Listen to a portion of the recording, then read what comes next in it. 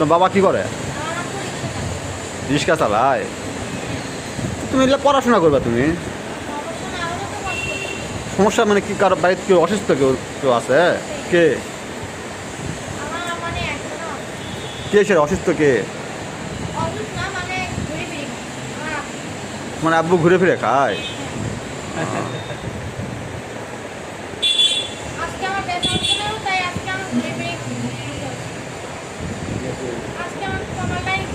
কি আছে তোমার? তুমি 500 টাকা নাও।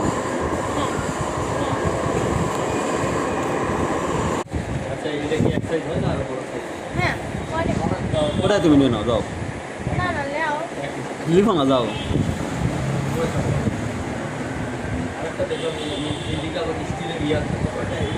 তুমি খুশি তো বাবু? যাও।